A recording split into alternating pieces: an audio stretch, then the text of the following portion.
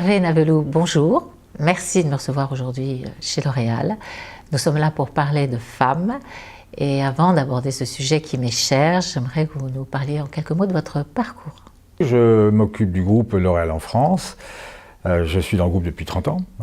J'ai pas mal voyagé grâce à ce groupe dans le monde et occupé différentes responsabilités dans pas mal de pays. Quelle est votre vision des femmes à des postes clés dans l'entreprise? Je pense que c'est évident dans le monde d'aujourd'hui que les femmes ont toute leur place à prendre à tous les niveaux d'une entreprise, et y compris bien évidemment dans les conseils d'administration, mais aussi dans les COMEX, les instances dirigeantes. Pour nous, c'est un sujet absolument naturel, évident, depuis plus de 15 ans. Alors on a la chance d'être dans un secteur qui, c'est vrai, attire naturellement peut-être plus les femmes, c'est la beauté.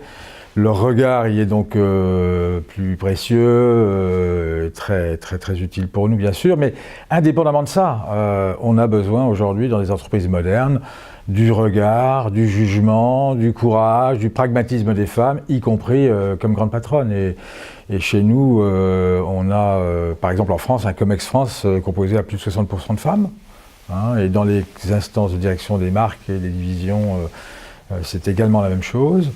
Et ça fonctionne très bien. Le nombre de femmes s'est multiplié à des postes de direction dans des COMEX et dans votre conseil d'administration.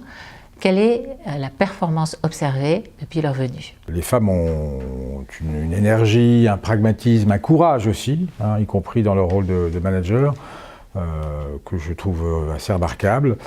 Et au fond assez différents dans leur attitude et dans leur posture de dirigeant que les hommes. Et donc c'est toujours très utile dans une entreprise justement d'avoir cet équilibre entre des personnalités, des comportements, des regards. Nous on est très attachés à ça. Il n'y a pas suffisamment de femmes dans les COMEX, toutes sociétés confondues.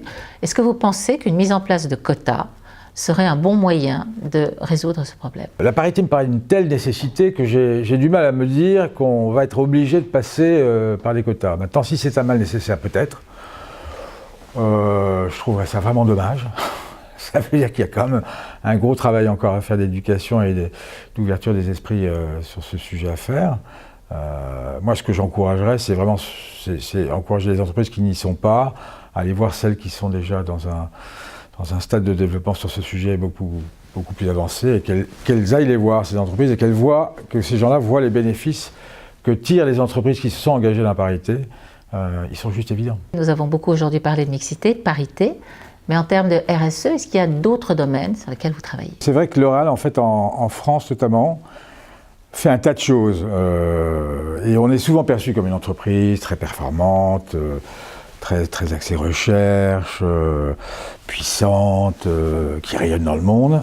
On connaît moins, les gens connaissent moins en tout cas nos engagements, sur la parité on en a parlé, mais aussi sur l'éthique.